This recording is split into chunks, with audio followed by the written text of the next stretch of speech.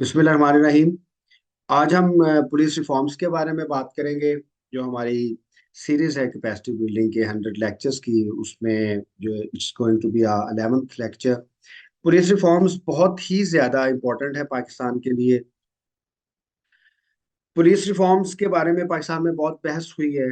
जो कल हमने अपने लेक्चर सिविल सर्विसेज रिफॉर्म्स में बात की थी, उसी लिहाज से पुलिस रिफॉर्म्स को भी देखा गया है। वैसे जो पुलिस है वो सिविल सर्विसेज का ही पार्ट एंड पार्सल है, but we are tackling it exclusively to just understand police की डायनामिक्स क्या है, ऑपरेशंस क्या हैं, पाकिस्तान में इसके स्ट्रक्चर्स क्या है, कॉन्स्टिट्यूशनल पोजीशन इसकी क्या है, और how can we reform police services. क्या पाकिस्तान में पुलिस रिफॉर्म्स हो सकती हैं? Who will be doing it? कौन ऑथोराइज है? बॉटलनेक्स क्या है? और कौन से इंटरेस्ट जो है वो पाकिस्तान में पुलिस रिफॉर्म्स में हायल हैं।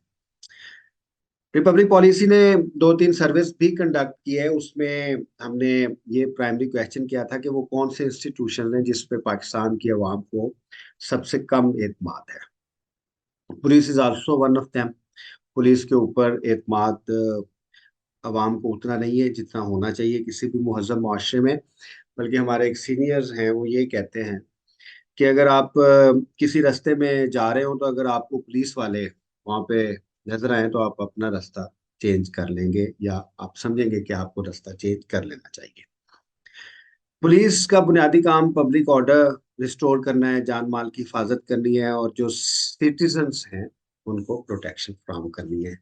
इसलिए इमेज बहुत ज्यादा इंपॉर्टेंट है।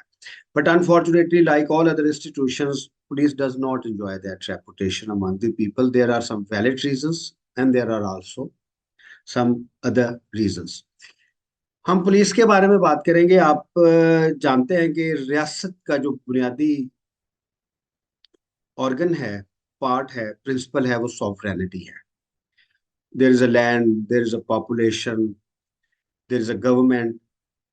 लेकिन जो सॉवरेनिटी है वो बहुत इंपॉर्टेंट है। जब किसी भी नेशन स्टेट में या किसी भी स्टेट में रियासत के साथ अवाम का मुआहदा हो या रियासत इम्पोज करे, तो उसकी जो रियासत की सिविल अथॉरिटी है, उसकी जो सॉवरेनिटी है, वो पुलिस या सिविल लॉ इन्फोर्समेंट एजेंसीज के जरिए इम्प्लीमेंट करती है। तो when you will talking about police, तो आपको ये जहन में आना चाहिए, क्योंकि सबसे पहले हम कॉन्सेप्ट के बारे में बात करते हैं। हम इसके कॉन्सेप्ट के बारे में बात करेंगे। पुलिस जो है वो सिविल लॉ इन्फोर्समेंट एजेंसी है। सिविल, ना ये जुडिशियल है, ना ये मिलिट्री है, या ये कोई और इन्फोर्समेंट एजेंसी है। It is primarily civil law enforcement agency. और जब हम सिविल लॉ इन्फोर्समेंट एजेंसी की बात करेंगे, तो जो गवर्नमेंट की तीन प्राइमरी ऑर्गन्स हैं, लेजिस्लेचर, एग्जेक्टिव, जुडिशरी, उसमें जो एग्जेक्टिव पार्ट है उसका जो परमानेंट पार्ट है, या जो ब्यूरोक्रेटिक पार्ट है, उसको परमानेंट पार्ट अब नहीं कहना चाहिए, क्योंकि दुनिया में दोनों एग्जेक्टिव्स, पॉलिटिकल एग्जेक्टिव्स भी और जो दूसरे एग्जेक्टिव्स हैं वो भी बदलती रहती हैं। इसलिए ये मशीनरी है जो कि सिविल लॉ को इम्प्लीमेंट करेगी। बेसिकली फ्रेंच एक फ्रेज से ये इवॉल्व हुई है, civil law enforcement agency.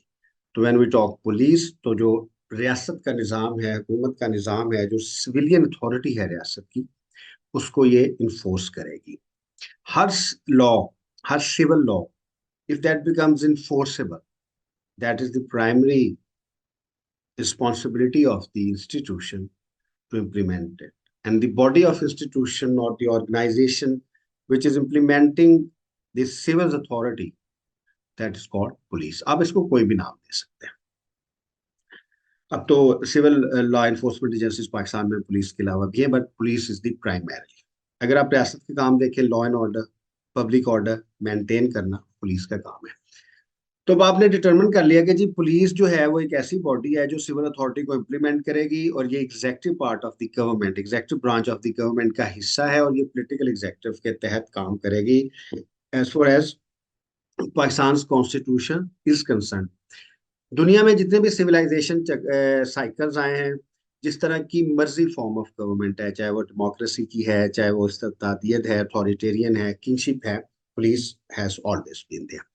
Army का काम बुनियादी तौर पे, मिलिट्री का काम बुनियादी तौर पे बॉर्डर्स को सेव करना, एक्सपेंशन करना, और जबकि जो सिविल लॉ एंड ऑर्डर है वो पुलिसिंग या पुलिस के जिम्मे रहा। तो दोनों में डाइसेक्शन की बहुत ज्यादा जरूरत है लेटली, क्योंकि पाकिस्तान में फिर टेररिज्म के इश्यूज आए, दुनिया में टेररिज्म के इश्यूज आए, तो एक ज्वाइंट रोल भी सिविल इन्फोर्समेंट एजेंसीज और जो आर्मीज थी उनके दरमियान आया, क्योंकि आर्मीज क्योंकि इंटरनेशनल बॉर्डर्स को देखती है तो उसमें स्पाइंग को लेके ऑपरेशंस की हद तक ज्यादा कैपेसिटी होती है। और सोसाइटी को जब रेगुलेट पुलिस करती है तो उसमें वो ज्यादा फैसिलिटेशन है, उस लिहाज से रेगुलेशन या प्रोटेक्शन नहीं है जो कि आर्मी या डिफेंस फोर्सेस करती हैं। अब coming to the Pakistan, Pakistan में जितने भी इंस्टीट्यूशंस हैं वो सारे के सारे inherent, so police is also one of those inherited institutions. Again, colonial India में पुलिसिंग का एक खास पर्पस था। कॉलोनियल इंडिया में जो इंडियंस थे वो सब्जेक्ट्स थे, सिटीजन्स नहीं थे। इसलिए आप जब पुलिसिंग अभी तक भी पाकिस्तान में देखते हैं तो they treat people as they subjects, they don't treat people as citizens. इसलिए आप देख लें कि जो एविडेंस एक्सट्रैक्शन के मोड्स हैं, जो ऑपरेशंस के मोड्स हैं, जो सिविल लॉज हैं, ऑपरेशंस हैं, वो सारे के सारे यू विल बी ऑब्जर्विंग कि वो एक कल्चर इनहेरिट करती है। सबसे ज्यादा इश्यूज जो पुलिस की लॉलेसनेस है, जो हमारे फंडामेंटल राइट्स हैं, जो हमारी सिविल लिबर्टीज है, उनके लिहाज से है। इससे पहले भी हम अक्सर बातें करते रहे, क्योंकि पाकिस्तान को एक ट्रांजिशन चाहिए। किसी भी सिस्टम को एक सिस्टम से दूसरे सिस्टम में जाने के लिए एक complete socio political administrative transition चाहिए। 1947 में जब पाकिस्तान कायम हुआ तो वी नीडेड अ ट्रांजिशन। क्या वो ट्रांजिशन हुई? क्या कॉलोनियल इंडिया से एक डेमोक्रेटिक पाकिस्तान में हम गवर्नेंस को या पूरे system that had politics, that had governance, that had administration, क्या हम उसको ट्रांजिशन के जरिए जो एक पॉपुलर विल थी, जनरल विल थी, जो हमारा एक कॉन्स्टिट्यूशन था या जिस आइडियल के ऊपर पाकिस्तान को बनाया गया था, हमने क्या उसके मुताबिक उसको तब्दील किया, रिफॉर्म किया? नहीं किया। इसलिए अभी तक हम बात कर रहे हैं कि जी पुलिस रिफॉर्म्स होनी चाहिए। ये ट्रांजिशन आज से 70 साल पहले हो जानी चाहिए थी, लेकिन अभी तक भी ट्रांजिशन नहीं हुई। पाकिस्तान कायम हुआ, जिन इंटरेस्ट के खिलाफ पाकिस्तान कायम हुआ, उन इंटरेस्ट ने पाकिस्तान की बागडोर संभाल ली। History is before you, I am not going to talk much about the history. Coming back to the police, Pakistan कायम हुआ, there was a vacuum, the government could not understand कि किस तरीके से इदारे रिफॉर्म्स होंगे। हम कॉन्स्टिट्यूशन ना बना सके, हम लेजिस्लेशन ना कर सके, हम इम्प्लीमेंटेशन के इदारे खड़े ना कर सके, हमारे सीरियस इश्यूज रहे। तो 1949 में when there was no law, there was no legislation, there was no constitutional protection, police rules frame किए गए। वही पुलिस रूल्स 1949 के फिर जाके ज़ियाउल हक साहब के दौर में 1985 में उनको एक लीगल कवर देने की कोशिश की गई। वो लीगल कवर नहीं दिया जा सकता था। कहाँ Indian police, all India police service, कहाँ 1949 के रूल्स और कहाँ पे 1985 के police rules. The first question we must be asking, what is the position of constitution?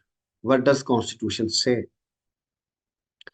Police के बारे में अब आप देखें तो constitution, Pakistan constitution design is totally change after 18th amendment. Police जो है ये किसका सब्जेक्ट है? Go to the schedule 4 of the constitution, read it with 74 of the constitution.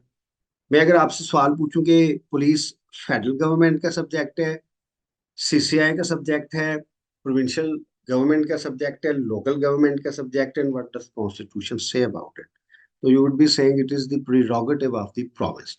Police province का सब्जेक्ट है because it is not written in the federal legislative list. तो police अगर पंजाब का, सिंध का, केपीके का, बलोचिस्तान का सब्जेक्ट है, तो क्या पुलिस जो है वो इन सूबों की है? क्या फेडरल गवर्नमेंट की है? क्या लोकल गवर्नमेंट की है? क्या सीसीआई की है? The first question you must ask. PSP stands for federal government की पुलिस है, पुलिस सर्विस ऑफ पाकिस्तान। अब जो पुलिस सर्विस ऑफ पाकिस्तान है, what has it to, why should it be federal government's police?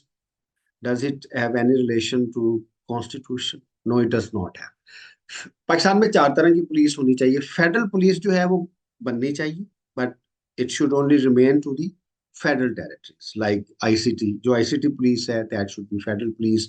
और जो CCI के subjects हैं, that should be all Pakistan police. जो railway की police है, you can call that all Pakistan police, because CCI is a common platform between federal and provincial governments.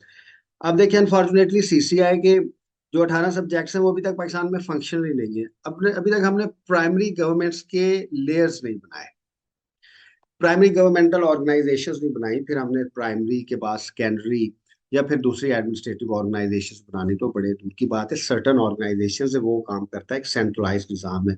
You understand the interest.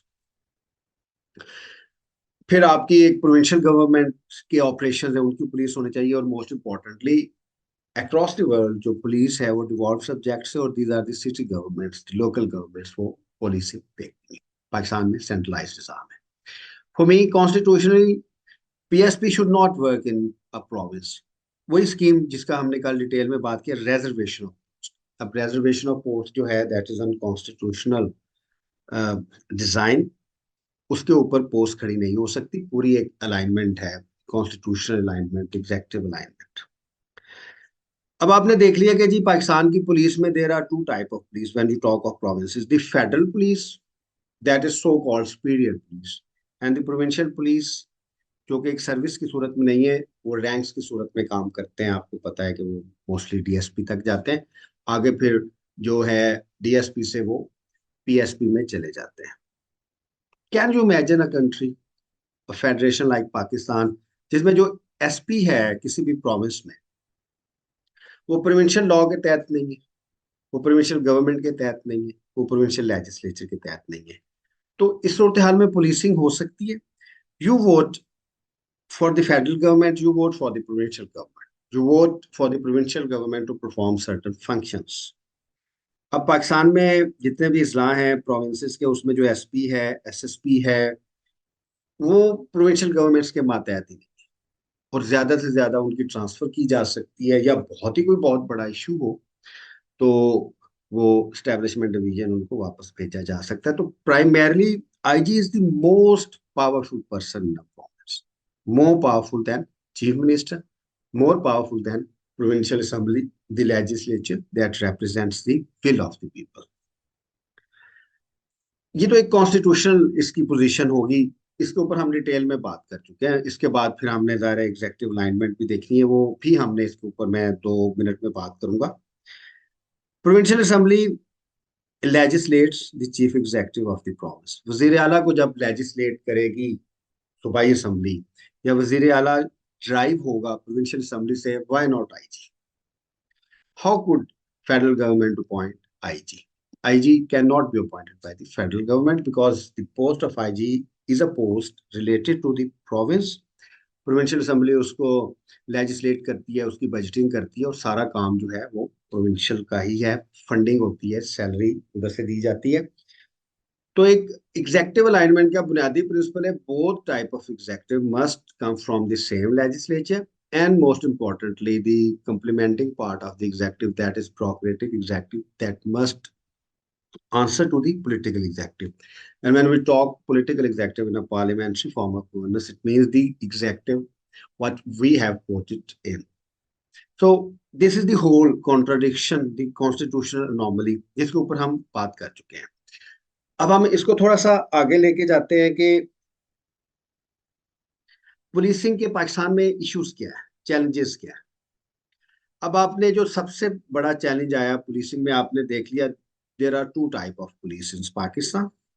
एक the superior, so called superior police, the PSPs, and the other is, I should not use the word, the inferior police, the rankers, which are the real constitutional heir of the police। इनके दरमियान पाकिस्तान में इतना बड़ा gap है कि एक command जो है वो बनती नहीं है। Military is something else, they belong to same thing, that there is a second lieutenant and there, and the other, the roles are defined and that has different way। but when you talk policing में दुनिया के ये systems हैं कि जो head of the organization है, he comes from the ranks। when you talk of Great Britain और the other parts of the government, तो यहाँ पे एक ब्राह्मण है, एक शूद्र है। ये जो abolition of class system among services है, ये बहुत ही ज्यादा इंपॉर्टेंट है। ये पहली रिफॉर्म होनी चाहिए। अब इसको आप थोड़ा सा इस तरीके से देखें कि जितनी भी इन्वेस्टिगेशन है वो पीएसपीज नहीं करते, या एसपी से ऊपर कितने शेड्यूल्ड ऑफेंसेस हैं या नॉन शेड्यूल्ड ऑफेंसेस हैं या स्पेशल लॉज के ऑफेंसेस हैं जिनको इन्वेस्टिगेट पीएसपी करती है या एसपी से ऊपर अफसरान करते हैं। सारे सब इंस्पेक्टर्स करते हैं, इंस्पेक्टर्स करते हैं, एआईएसआईज करते हैं। फिर पुलिसिंग का बुनियादी काम स्पाइंग है। स्पाइंग कैसे हो रही है, उसके बाद दूसरा काम इन्वेस्टिगेशन है, इन्वेस्टिगेशन कैसे हो रही है, फिर उसका काम ऑपरेशंस है, ऑपरेशंस कैसे हो रहे हैं।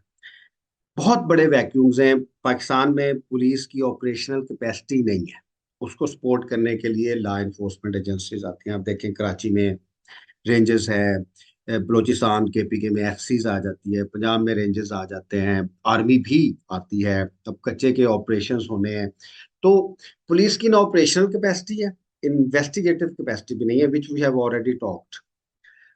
उसके अलावा स्पाइंग कैपेसिटी नहीं है, डाटा कलेक्शन की कैपेसिटी नहीं है, और फिर उसको रिस्ट्रक्चर करने की भी कैपेसिटी नहीं है कि वो अ, एक इंफ्रास्ट्रक्चरली कैसा बिल्ड हो, क्योंकि दे एंजॉय इंडिपेंडेंस ना हो।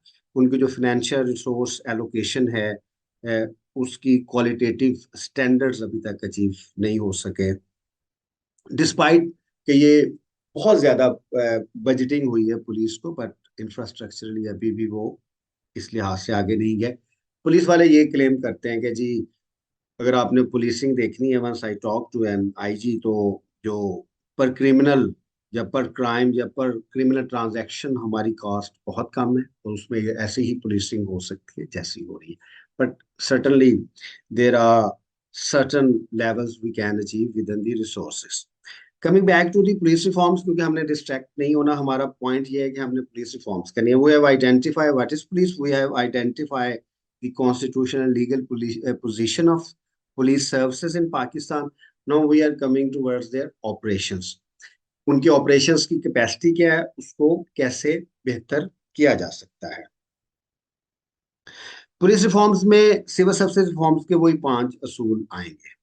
The constitutional alignment, the executive alignment, the laws are very important, and the cater management means specialized police Pakistan को चाहिए। And the fifth one, the terms and conditions of services, कि उसकी recruitment कैसे होगी, posting कैसे होगी, रिटेंशन कैसे होगी, और इस लिहाज से दूसरी जो सर्विसेज के मुतल्लिका चीजें हैं उसको अब आप खुद आई थिंक आपने यू आर वेल वर्स्ड कि आप now you can imagine what type of police we must have, which should give us the basis of constitutional justification, legal justification, operational justification.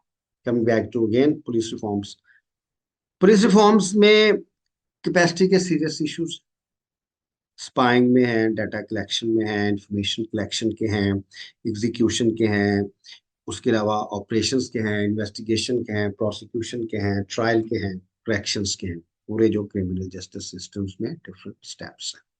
अब उसको कैसे किया जा सकता है, इफ यू आस्क मी कि रिफॉर्म पुलिस, तो सबसे पहले मैं उसको कॉन्स्टिट्यूशन के मुताबिक रिफॉर्म करूंगा।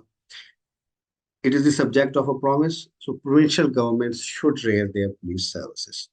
PPS. I'm a great advocate of PPS, Provincial Police Service. Actually, term ही मैंने कॉइन की थी। अगर आप मेरी रिसर्च देखें उसमें हम कुछ दोस्तों ने मिलके कि अगर एक प्रॉमिस में पीएमएस है, provincial management service, why not PPS, provincial police service क्यों नहीं है। प्रोविंशियल पुलिस सर्विस होनी चाहिए, और जो उन ऑपरेशंस के लिए होनी चाहिए ताकि वो प्रोविंशियल एग्जीक्यूटिव को और प्रोविंशियल लेजिस्लेचर को जवाब दे हो। सबसे पहले the principal decision what we need to take is making a unified police service according to the constitution.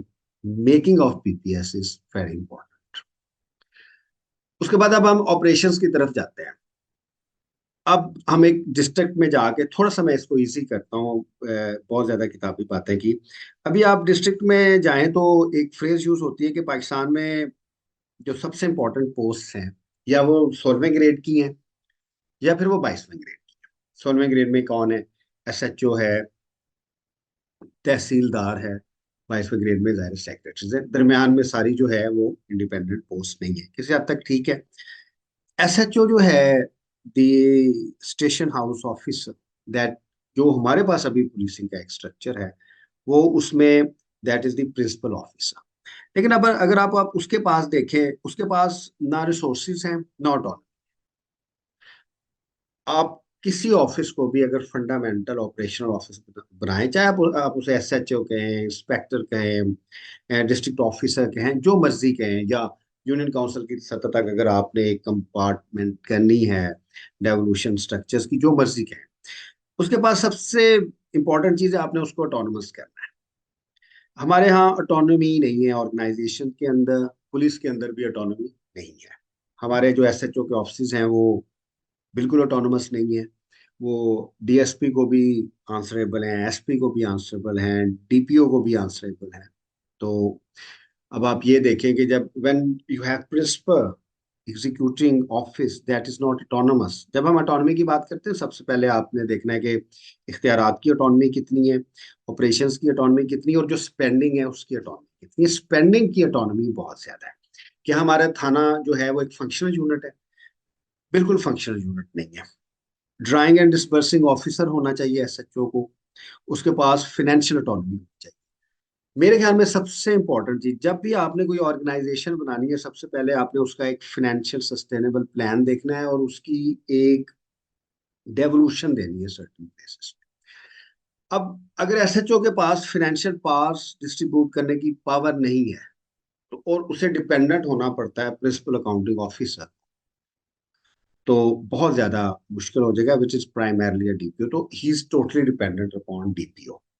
अब DPO की विल है कि वो एक थाने को बेहतर होने दे या ना होने दे, and the person who is responsible, उसके पास तो पावर्स नहीं है। फिर ऑपरेशन की पावर्स हैं, स्पाइंग की पावर्स हैं, जो पूरी एक स्ट्रक्चर या ऑर्गेनाइजेशन की पावर्स हैं, वो उस प्रिंसिपल ऑफिसर के पास होनी चाहिए, जिसे हमारे सिस्टम में SHO कहा जाता है। अब पुलिस जो है वो SHO से नीचे है, ऊपर नहीं है। DSP डज नथिंग, उसका कोई ऑपरेशनल किरदार नहीं है, ना इन्वेस्टिगेशन में है, ना वो एक सुपरवाइजरी अफसर है। SP भी सुपरवाइजरी अफसर है, और DPO जो है वो भी एक सुपरवाइजरी ऑफिसर है। वैसे ये तीन ऑफिसर्स होने ही नहीं चाहिए मेरे ख्याल में। उससे बढ़ के अगर आप SHO को मजबूत करते हैं या अपने ऑपरेशनल लेवल के बुनियादी ऑफिस को मजबूत करते हैं, तो पुलिसिंग बेहतर हो सकेगी। आप पुलिसिंग, सबसे पहले आपने पुलिस को एम्पावर करना है, मारने के लिए नहीं, एज अ सर्विस एम्पावर करना है, एज एन इंस्टीट्यूशन करना है, कि वो सिविल अथॉरिटी इंप्लीमेंट कर सकें एज पर लॉ। उनकी जो अकाउंटेबिलिटी की बात है वो हम दोबारा करते हैं। अब ये जो एक डिवॉल्व्ड पावर्स हैं वो जानी चाहिए, नीचे तक जानी चाहिए, so that we should have functional organizations. Police में जब तक SHO का जो ऑफिस है वो स्ट्रांग नहीं होगा, पुलिसिंग नहीं हो सकेगी। अब इसके साथ हम अकाउंटेबिलिटी की बात करते हैं। पाकिस्तान में जो सबसे बड़ा मसला है जो आपने समझना है, कि यहाँ पे इंस्टीट्यूशंस जो हैं वो अपनी ऑटोनॉमी के ऊपर इस हद तक सेंसिटिव हैं कि वो अकाउंटेबिलिटी नहीं चाहते। पुलिस की अकाउंटेबिलिटी पुलिस चाहती नहीं है। पहले उसकी एग्जेक्टिव करती थी, अब वो भी एग्जेक्टिव ही है। पुलिस होम डिपार्टमेंट के जरिए होती थी, फिर वो होम डिपार्टमेंट के जरिए ना हुई, 2002 का ऑर्डर आपके सामने पता है। पुलिस की जो इंटरनल अकाउंटेबिलिटी है वो पुलिस ने खुद करनी है। जुडिशरी की इंटरनल अकाउंटेबिलिटी जुडिशरी ने खुद करनी है। सिविल सर्विसेज की इंटरनल अकाउंटेबिलिटी सिविल सर्विसेज ने खुद करनी है। पाकिस्तान में पॉलिटिशियंस वो वाहिद इंस्टीट्यूशन है, पॉलिटिकल एग्जेक्टिव वो वाहिद इंस्टीट्यूशन है जिसकी अकाउंटेबिलिटी सारे इदारे करते हैं, और बाकी सारे इदारे जो हैं जिनकी अकाउंटेबिलिटी एक्चुअली पार्लियामेंट को करनी चाहिए थी वो नहीं करते। तो ये जो अकाउंटेबिलिटी है ये भी पुलिस रिफॉर्म्स का मेन हिस्सा होना चाहिए। आगे हम चलते हैं जी, फंक्शनैलिटी, फंक्शंस। अब आप देखें पुलिस भी एक जनरल केडर है। अब एक ASP है या एक DSP है। अब FIA में भी वो काम कर रहा है, वो NAB में भी काम कर रहा है, व्हाइट कॉलर क्राइम में भी काम कर रहा है, वो स्पाइंग में भी काम कर रहा है, इन्वेस्टिगेशन में भी कर रहा है, ऑपरेशंस में भी कर रहा है, फिर डाटा कलेक्शन में भी कर रहा है।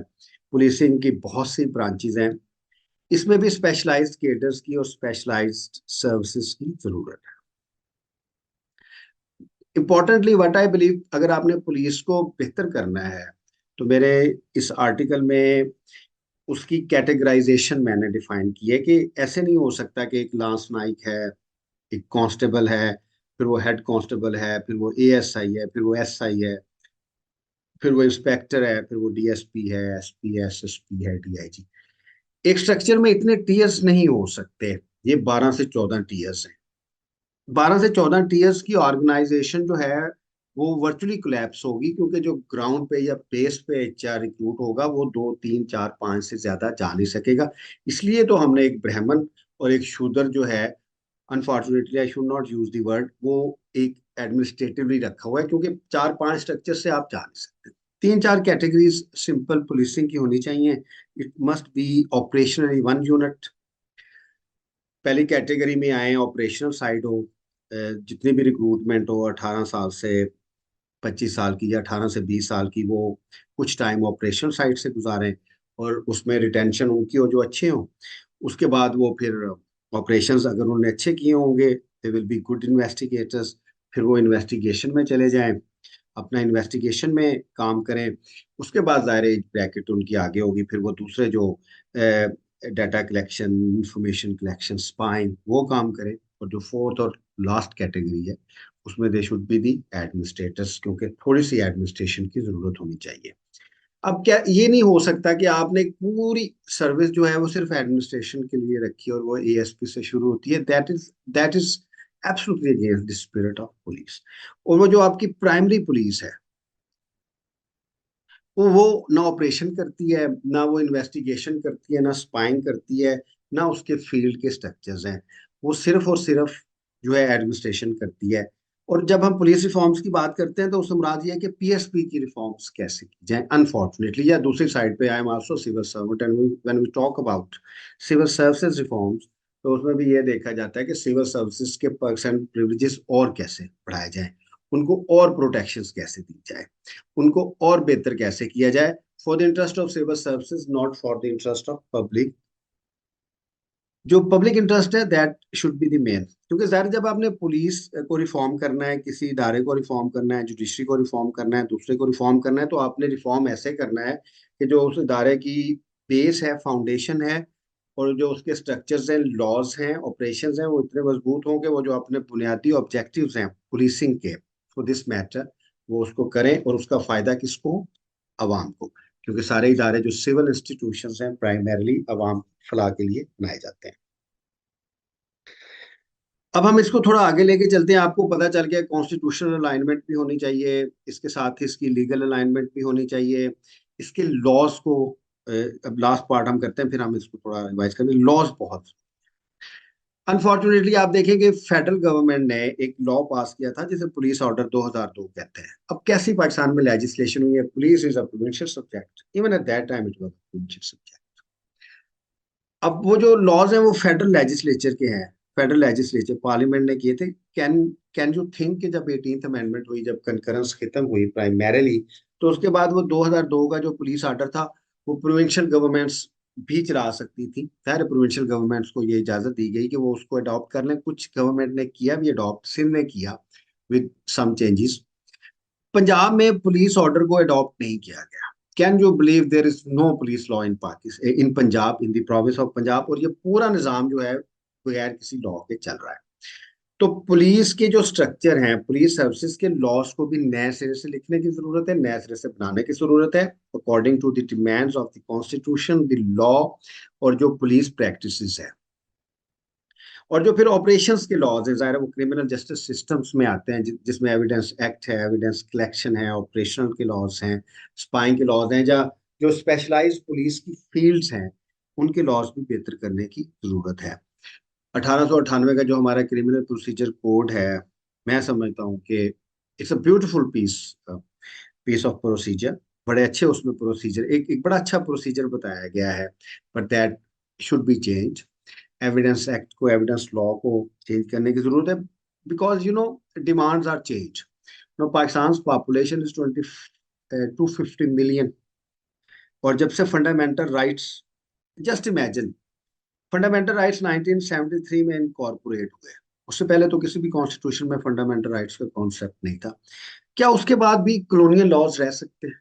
और जब आप आर्टिकल 8 पढ़ते हैं, there will be no law repugnant to the spirit of fundamental rights in the constitution of Pakistan, उसके बाद भी रह सकते? बिल्कुल नहीं रहना चाहिए। तो फंडामेंटल के राइट्स के बाद क्या पुलिस को हमें रिफॉर्म नहीं करना चाहिए? हमें रिफॉर्म करना चाहिए।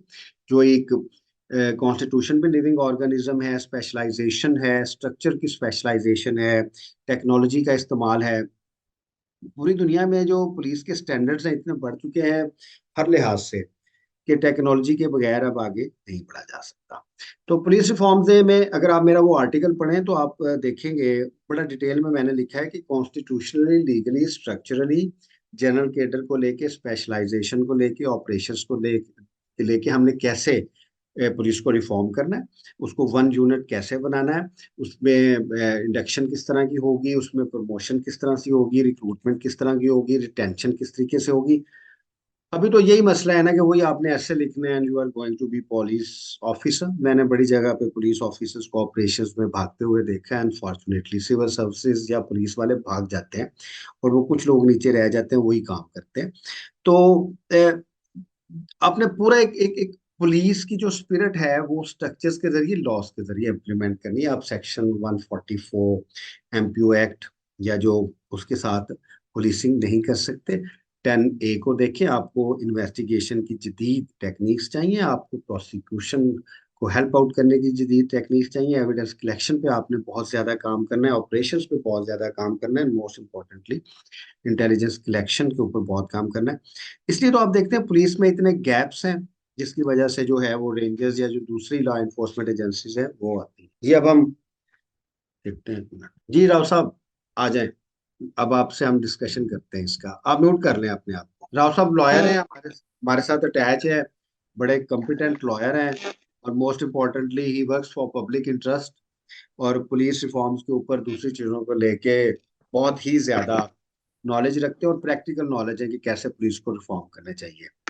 जी राव साहब आप बताइए कि आपके ख्याल में you have the first hand practical knowledge, police police को कैसे हम रिफॉर्म कर सकते सर, सबसे पहले तो आपने जो पुलिस की हायरार्की की डायसेक्शन की, जिसमें ऊपर फेडरल ऑफिसर्स हैं और नीचे फिर हमारा प्रोविंशियल कैडर है पुलिस का थॉरली, उसमें जब हम ऑपरेशनल चीज़ों को देखते हैं और on ground grass root level पे जब पुलिस की फंक्शनिंग को हम देखते हैं, तो उसमें खास तौर पे बहुत ज़्यादा डिसइंटरेस्ट और जो है ना, अमूर में दिलचस्पी बिल्कुल नज़र नहीं आती पुलिस की तरफ से।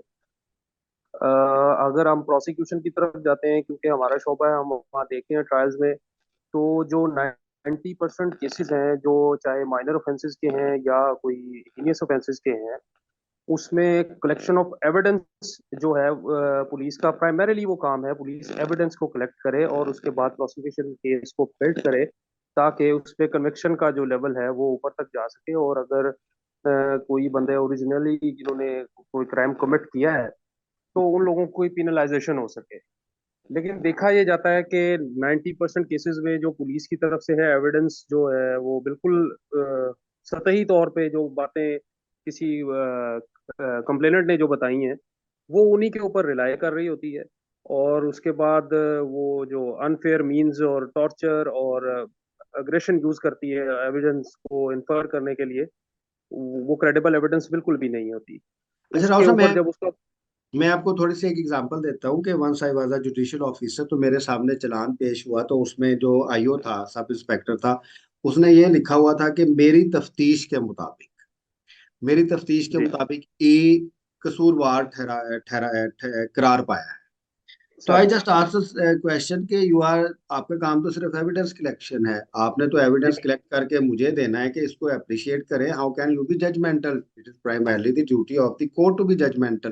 तो हमारे सर, इन्वेस्टिगेटिव ऑफिसर्स जो हैं, वो के 169 में उनके पास सर्टन पावर्स हैं, वो भी एविडेंस कलेक्शन के लिहाज से, how can they be judgmental? और मैंने ये सुप्रीम कोर्ट तक जजेस को कहते हुए सुना है कि आपकी तफ्तीश में कौन गुनाहगार करार पाया है। सर, ये बड़ा अलमिया है, इस बात पे आप बिल्कुल दुरुस्त फरमा रहे हैं। और इसके ऊपर नंबर ऑफ जजमेंट्स हैं जिन पे हालांकि ये एक प्रिंसिपल सेट है कोर्ट्स में कि जो फाइंडिंग ऑफ द पुलिस है या जो ओपिनियन ऑफ द पुलिस है, दैट इज नॉट इट्स डिक्सिट। ये जो है जुडिशियल ऑफिसर के लिए बिल्कुल भी बाइंडिंग नहीं होती। लेकिन अफसोस की बात यह है कि जो पुलिस ने फाइंडिंग दे दी गई होती है, उसी पे जो हमारा प्रिजाइडिंग ऑफिसर होता है कोर्ट का, जो जुडिशियल ऑफिसर होता है, वो उसी पे टोटली रिलाय कर रहा होता है। ये एक एनॉमली है जुडिशियल प्रोसेस की भी और सारे प्रोसिक्यूशन सिस्टम की। अच्छा, वो इसलिए रिलाई करता है क्योंकि आई हैव बीन, तो जब आप उधर विटनेसेस देखते हैं, जब आप उधर जो मुद्दई हैं वो देखते हैं, आप दूसरे इंटरेस्ट देखते हैं, तो यकीन माने उसमें सबसे ज्यादा जो रिलायबल आदमी है वो पुलिस वाला लगता है, क्योंकि सारी विटनेसेस आप देख लें, विटनेसेस परचेज हुई होती हैं, लोग अपने स्कोर सेटल कर रहे होते हैं, और लॉयर जो दोनों साइड पे खड़े होते हैं उनका जाहिर है इंटरेस्ट तो वही होगा ना, जो उसको जिनको वो रिप्रेजेंट कर रहे हैं वही कर रहे होंगे, लॉयर को तो आप उस लिहाज से नहीं कह सकते। लेकिन when मतलब if you are a judicial officer and if you see different people standing before you, तो जितने भी सरकारी मुलाजमीन है वो आपको सबसे ज्यादा रिलायबल है, एक ये भी इशू है। सर आपकी बात बिल्कुल दुरुस्त है, क्योंकि जो प्रिजम्पशन ऑफ ट्रूथ ली जा सकती है, क्रेडिबल सोर्स स्टेट की को रिप्रेजेंट तो वहाँ पुलिस ही कर रही होती है, और उसके साथ आपके पास लॉ ऑफिसर्स भी होते हैं जो उनको असिस्ट कर रहे होते हैं। लेकिन मकसद कहने का ये है कि जो कलेक्शन ऑफ एविडेंस है उसमें क्रेडिबिलिटी जीरो है। जो मैं इसको टोटली इसको ब्लैंकेट के तौर पे हम नहीं लेंगे, लेकिन एक्सेप्शंस हैं इसमें। जी जी। बहुत सारे जो जो मेजोरिटी ऑफ केसेस हैं उनमें एविडेंस में यही फ्लॉ है कि जो कलेक्शन ऑफ एविडेंस है वो पुलिस की वो टेक्निकल ग्राउंड्स पे या कोई प्रोफेशनल लेवल पे नहीं होती। वहां पे बहुत सारी एविडेंस को पुलिस वेस्ट कर देती है उसी वक्त ही जब कोई वकूआ एग्जैक्टली। सरजद होता है किसी से। वहां पे जाके वो जो उनका लैक ऑफ प्रोफेशनलिज्म होती है, जिसकी वजह से फिर वो उसको कॉर्डन ऑफ नहीं किया जाता क्राइम सीन को। वहां से जो चीजें कलेक्ट होनी होती हैं, फिर फोरेंसिक के बहुत सारी चीजें होती हैं जो वहां से कलेक्ट होनी होती हैं, उस पर बिल्कुल कोई वर्किंग नहीं होती। कोई वकूआ रिपोर्ट होता है तो सबसे पहले तो वहां पे पब्लिक की इंटरफेरेंस इतनी ज्यादा होती है कि बहुत सारी एविडेंस वहीं पे वेस्ट हो जाती है। अच्छा राव साहब, हम थोड़ी सी अब तरतीब में मैं आपसे क्वेश्चन पूछता हूँ। पुलिस का बुनियादी काम इन्वेस्टिगेशन है, ऑपरेशन में हम देखते हैं, बाकी चीजें हम बाद में डिस्कस करते हैं। आप समझते हैं कि पाकिस्तान में जो पुलिस है या जो प्रोविंशियल पुलिस है, विदाउट देयर कॉन्स्टिट्यूशनल पोजीशन, वो पुलिस एविडेंस कलेक्ट कर सकती हैं और फिर इन्वेस्टिगेट करने की सलाहियत रखती हैं? अगर आपने 100 केसेस किए हैं तो कितने केसेस में आप देखेंगे कि पुलिस ने जो एविडेंस कलेक्ट किया है वो एज पर लॉ किया है और इतना हेल्दी किया है कि वो कन्विक्शन होगी उसको? सर ये अगर इसका प्रोपोर्शनेट देखें तो मैंने पहले भी अर्ज किया कि 100 में से कोई 10% केसेस होते हैं जिनमें हमें बहुत एक्स्ट्रा ऑर्डिनरी और कोई जीरक किस्म के इन्वेस्टिगेशन ऑफिसर जो है नजर आते हैं, जो उसको बिल्कुल टेक्निकल ग्राउंड्स पे और उसको फॉर्मली एविडेंस को कलेक्ट करते हैं, और उसके अंदर इंडिपेंडेंट जो सोर्सेज होते हैं उनको भी इंक्लूड करते हैं। क्योंकि इनमें जब एविडेंस कलेक्शन होती है, लेट सपोज अगर कोई पुलिस किसी जगह से कोई मटेरियल कब्जे में लेती है तो उसकी फर्द मकबूजगी बनाती है। उसके ऊपर उस प्रोसीजर ने सिविल हमारा क्रिमिनल प्रोसीजर स्ट्रेट अवे कहता है कि पुलिस जब इस तरह एविडेंस कलेक्ट करेगी तो उसके अंदर इंडिपेंडेंट विटनेसेस को शामिल करेगी वो, जब वो कर जी रही जी। होती है। लेकिन अलमिया ये कि आपको किसी भी किस्म की फर्द मकबूजगी में जो मेमो ऑफ पोजेशन पुलिस बनाती है उसके ऊपर आपको इंडिपेंडेंट विटनेस नहीं मिलता। उसमें कांस्टेबल होते हैं, ड्राइवर होते हैं, गनमैन होते हैं, वो उन्हीं को डाल लेते हैं। और जैसे ही वो लोग उसमें शामिल होते हैं तो पार्टिजन नॉन पार्टिजनशिप का या इम्पार्शियलिटी का एलिमेंट है वो वेस्ट हो जाता है, क्योंकि जी पुलिस पहले ही मैनेज हो चुकी हुई होती है। मोस्ट ऑफ द टाइम्स जब कोई कंप्लेंट लॉन्च की जाती है आगाज से ही, ये भी एक सोसाइटी का अलमिया है कि हमारी जो एफआईआर हैं, जो फर्स्ट इंफॉर्मेशन रिपोर्ट होती है, उसमें ही आगाज से ही उसमें झूठ का सहारा लिया जाता है। लोग उसमें जो एडिशनल चीजें शामिल कर देते हैं जिनका हकीकत से कोई ताल्लुक नहीं होता, और पुलिस जब इन चीजों को वकूए को जाके मौके पर देखती है तो उसको अंदाजा हो जाता है कि ये फर्स्ट इंफॉर्मेशन रिपोर्ट के अंदर मैनूवरिंग है और यहाँ पे कंसीलमेंट ऑफ फैक्ट्स की जा रही। जी। तो वहां से उनको स्पेस मिलती है फिर। जी। अच्छा, क्योंकि वो हम when we talk of police reformation, अगर आप उसके ऑपरेशंस देखें तो जब तक इन्वेस्टिगेशन इम्प्रूव या रिफॉर्म नहीं होगी, कैपेसिटी बिल्ड नहीं होगी, हमारा क्रिमिनल जस्टिस सिस्टम भी नहीं बेहतर हो सकता। मैं अब आप राव साहब से आपसे पूछता हूँ ऑपरेशंस के बारे में। क्योंकि मैं एंटी करप्शन में भी रहा हूँ, तो एक दफा मैं इन्वेस्टिगेट खुद भी कर रहा हूँ, I have been judicial officer and investigator as well. तो एक एसएचओ से मैंने पूछा कि देयर आर सीरियस एलिगेशंस, तो उन्होंने मुझे कहा कि मेरे पास तो फंड्स ही नहीं है, मैं तो डीटीओ ही नहीं हूँ, मेरे अगर फर्ज करेंगे मेरे थाने में 50 केसेस हैं और मैंने 50 रेड्स करने, ऑपरेशंस करने, तो मेरे पास पैसे नहीं है, मैं तो एक रेड नहीं कर सकता। डेफिनेटली फिर जो लोग जिनके केसेस हैं वो मेरे पास आएंगे, मुझे पैसे देंगे, तभी तो जाके मैं उसको रेड करवाऊंगा। फिर जाहिर है मेरे अगर 10 घंटे लगेंगे तो मैंने 10 बंदों को खाना भी खिलाना है, अच्छा खाना भी खिलाना है, सारा कुछ ही कराना है।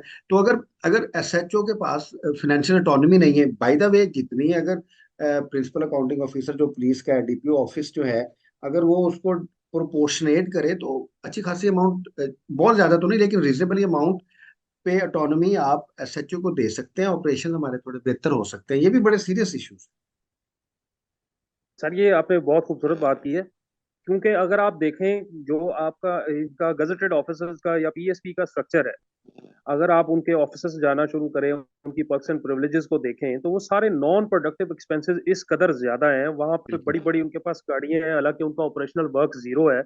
वो उनको आपके अर्बन एरियाज में या इधर उधर हाईवेज पे उन गाड़ियों को वो चला रहे हैं, लेकिन जो ऑपरेशंस के लिए हमारी जो ग्रास रूट लेवल की फोर्स है, एसएचओ है, उसके साथ उसका सबॉर्डिनेट स्टाफ है, वो बेचारा ऐसी ऐसी ट्रेन में जा रहा है जहाँ पे जाना बिल्कुल पॉसिबल नहीं है, लेकिन उनके पास वो ऑपरेशनल फंक्शनैलिटी जो है, उनकी गाड़ियां जो है वो बिल्कुल कंडम हो चुकी हुई हैं।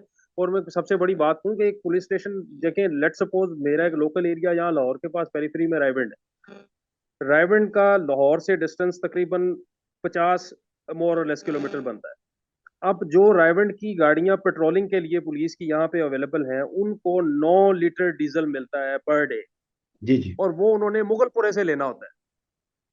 और अगर आप 2.4 सीसी गाड़ी डीजल उसको आप लेके जाएं रायबंड से मुगलपुरे 9 लीटर डीजल लेने के लिए, तो वो इससे ज्यादा खर्च कर लेती है आने जाने में। सबसे पहले तो वहीं पे मोबिलिटी का इशू आ गया, पेट्रोलिंग का इशू आ गया। अच्छा राव साहब, मैं ये क्योंकि रिफॉर्म्स में, क्योंकि जो डीपीओ है, अच्छा पहले क्योंकि अगर फर्ज करेंगे ये डिस्ट्रिक्ट एडमिनिस्ट्रेशन के साथ अटैच नहीं होते, वो अलहदा बहस है, वो हम आप में बाद में क्वेश्चन करते हैं। देखिए, अब जो डीपीओ है, अगर वो ऑपरेशनल क्वालिटी अपनी टीम की नहीं बढ़ा सकता, ये बड़ी आसान है कि अगर फर्ज करें कि रायविंड में है तो जो पंप है वो रायविंड के साथ होना चाहिए। ठीक है, बिल्कुल। ठीक है। अब अगर कम्युनिटी पुलिसिंग होगी, अगर लोकल गवर्नमेंट का सिस्टम ठीक होगा, तो फिनेंशियल जो रिसोर्सेज हैं वो भी बढ़ेंगे। जाहिर जी। है पब्लिक पब्लिक सपोर्ट होती है, फिर दुनिया में बहुत सारे सिस्टम्स ऐसे हैं कि अगर अच्छी प्रोसिक्यूशन हो जाए, कन्विक्शन हो जाए, तो बेनिफिशियरी जो होते हैं ट्रायल्स के वो भी कंट्रीब्यूट करते हैं। जाहिर है पैसों के बहुत सारे इश्यूज हैं, आप मनी जनरेशन के बहुत से लोकल गवर्नमेंट की सियाद पे पुलिस को बना के कर सकते हैं। अच्छा, अब अगर आप पूरा देखें सिस्टम जो पुलिस का है, तो एक मेरा आपसे क्वेश्चन ये है कि जो पीएसपी है वो पुलिस का कोई काम करती है वैसे? कोई सर काम, मोस्ट ऑफ ऑपरेशन का, इन्वेस्टिगेशन का, स्पाइंग का, डाटा कलेक्शन का, इंफॉर्मेशन कलेक्शन का? सर पुलिसिंग का एक देखें सबसे बड़ा इशू अभी ये पिछले कुछ सालों में जो हुआ है, इसमें इन्होंने ये किया कि अगर आप क्रिमिनल प्रोसीजर कोड के सेक्शन 154 को देखें, तो उसमें ये है कि अगर कोई इतला पुलिस को काबिल दस्तंदाजी या ना काबिल दस्तंदाजी, कॉग्निजेबल और नॉन कॉग्निजेबल ऑफेंस के लिए कोई बंदा इतला करता है, तो it is the primary duty of the police to reduce in writing that complaint. वो उसको फौरी करेगी। लेकिन इसके ऊपर हुआ क्या कि हमारे खास तौर पे जो वेस्टेड इंटरेस्ट के जो हमारे पॉलिटिशियंस और जो पॉलिटिकल एग्जीक्यूटिव्स ऊपर बैठे हैं, उन्होंने इवन जुडिशरी के साथ मिलकर एक मैकेनिज्म डिजाइन कर लिया कि पुलिस को टाइम देना शुरू कर दिया 7 से 14 दिन का। बिल्कुल। अब वो 7 से 14 दिन पुलिस बिफोर द इन्वेस्टिगेशन ही मामले को इंक्वायर करना शुरू कर देती है, जिसमें जो है बहुत सारी जो चीजें हैं वो डिले की वजह से जाया हो जाती हैं। और वो जो इन्फॉर्मेशन को रिड्यूस इन राइटिंग होके उसका प्रॉपर इन्वेस्टिगेटिव प्रोसेस में उसको आना चाहिए, वो नहीं आती। और पुलिस को बहुत सारी स्पेस मिल जाती है जिसमें वो फिर इस तरह की चीजों को, जो लोगों की ग्रीवेंसेज हैं, वो एड्रेस नहीं हो पाती और वो सारी चीजें वेस्ट हो जाती हैं। अब इन्हीं मीटिंग्स के लिए होता ये है कि आप अगर नीचे एसएचओ आपकी बात नहीं सुन रहा, तो आप वही एप्लीकेशन उठा के ऊपर एसपी के पास ले जाते हैं, वहां आप चले जाएं, तो वो आपको टाइम 2 बजे का देंगे। मोस्ट ऑफ द केसेस में ऐसे होता है कि हमारे कई क्लाइंट्स होते हैं वो बेचारे बिल्कुल देहाती होते हैं और इलिटरेट होते हैं, वो अपने मामले को ब्रीफ भी नहीं कर पाते कहीं पे, तो उनके लिए हमें उनको जाना पड़ता है। वैसे this is not a very good situation कि जब हम पुलिस को जाके उनके ऑफिस में फेस कर रहे होते हैं, वहां पे बहुत डिस्क्रिमिनेटरी और आप कह लें कि रूड बिहेवियर हमें फेस करना पड़ता है उनकी तरफ से। तो वहां पे हमने सीनियर ऑफिशियल्स को जो देखा है, तो वो जस्ट एक साइनिंग मशीन है, उनके साथ उनका रीडर खड़ा हुआ है, एक पीएसओ खड़ा हुआ है। उन्होंने जाते ही सबसे पहले बंदे से पूछना है कि तुम लेके क्या आए हो साथ। एक पंजाबी में टर्म होती है यूज, वो कहते हैं की लेके आए थे की दे के जाएगा। Yes yes. वो यहाँ से आगाज हो जाता है अच्छे काम का। अच्छा, मैं अब आपसे एक और क्वेश्चन करूंगा। मैंने बहुत सी मीटिंग और सेमिनार्स अटेंड किए, अभी तक मैं कन्विंस नहीं हुआ ये पॉलिटिकल इंटरवेंशन के ऊपर। When you talk to a police officer, they say कि हम इसलिए ठीक नहीं है कि there is a political intervention. और पॉलिटिकल इंटरवेंशन जो है वो थाने से लेके आईजी ऑफिस तक है। तो because we are also part of executive, तो पॉलिटिकल एग्जेक्टिव के हम मातहत हैं, इसलिए political intervention is the primary cause we are not performing. और हमें जो ऑपरेशनल इंडिपेंडेंस है ये चाहिए। इसके बारे में आप क्या कहते सर सबसे पहले तो ये कि जो जो पॉलिटिकल इंटरवेंशन है ये मैंडेटरी है, इसको हम अलहदा कर नहीं सकते, क्योंकि ऊपर से जो एडमिनिस्ट्रेट होना है सारा मामला वो तो करना पॉलिटिकल एग्जीक्यूटिव ने ही है। हैं? एग्जैक्टली मेरा मेरा भी यही पॉइंट ऑफ उन्हें व्यू है। जी बिल्कुल उन्होंने इसको रेगुलेट करना है। लेकिन अब देखना ये कि क्वालिटी ऑफ लीडरशिप जो पब्लिक इंटरेस्ट को सामने रखते हुए और for the spirit of public service, जो ऊपर हाईएस्ट ऑफिस हैं, जो पॉलिटिकल एग्जेक्टिव्स हैं, जो लोग होल्ड कर रहे हैं, उन लोगों के अंदर ये स्पिरिट होनी चाहिए कि वो उनका प्राइमरी ऑब्जेक्टिव ये हो कि वो सिर्फ लोगों को सर्व करें। और इस खास तौर पे जो है सोसाइटी में जो इनजस्टिस की वजह से जो फ्रस्ट्रेशन फैलती है, जिसकी वजह से आपका क्राइम रेट भी ऊपर जाता है, उसकी तरफ कोई तो वजह नहीं होती। हमारा जो सारा पॉलिटिकल प्रोसेस है वो थाना बेस्ड है। और जो इलेक्शंस में या इधर उधर जो हमारे पॉलिटिकल एग्जेक्टिव हाईएस्ट ऑफिस को रीच करने के लिए जो सारी लॉबिंग नीचे करते हैं वो थ्रू पुलिस कर रहे होते हैं।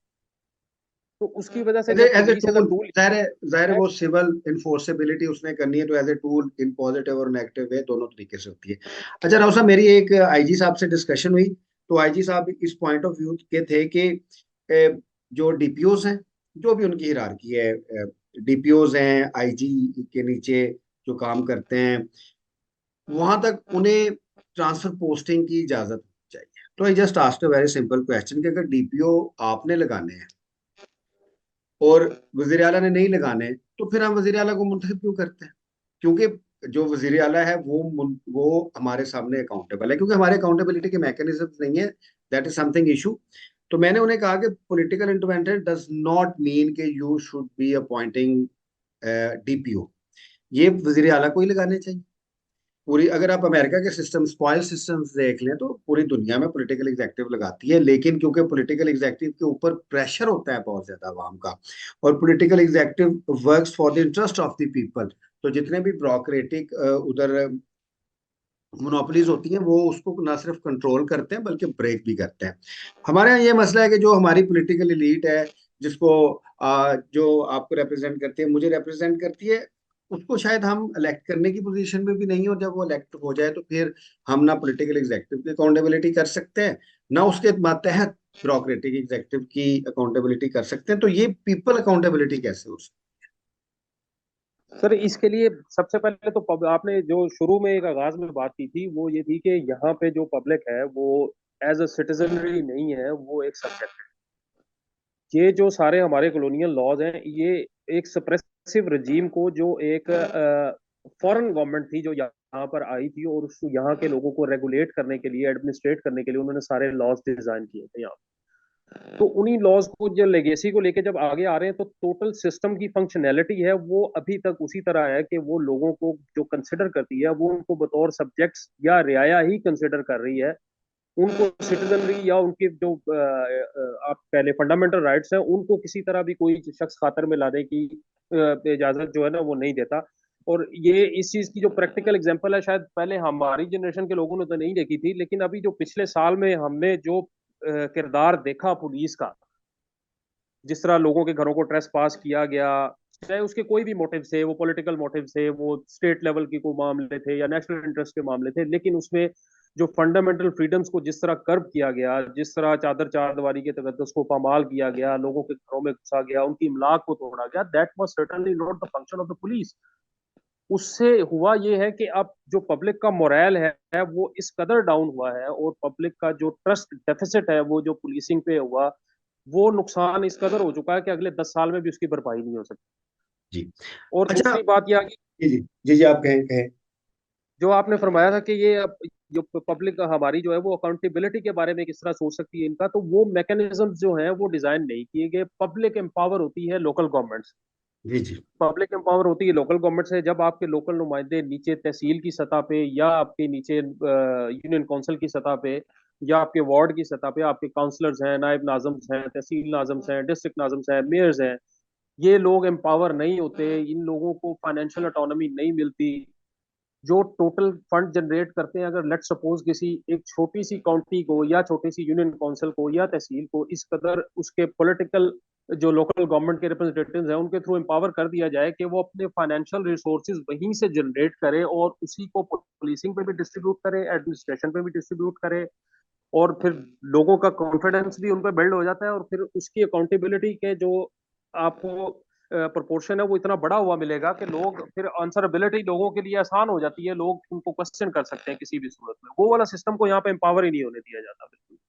अच्छा, मेरा अब आपसे एक वी आर इसके बाद हम स्टूडेंट्स को इन्वॉल्व करेंगे। आपसे आखिरी क्वेश्चन ये है कि अब जो फेडरल पुलिस प्रोविंसेस में काम कर रही है वो रिलायंस लेती है दो चीजों के ऊपर, जो आर्टिकल 142B है, जिसमें कंकरेंस है तीन चीजों की, जिसमें आप देखें एविडेंस है, क्रिमिनल प्रोसीजर है।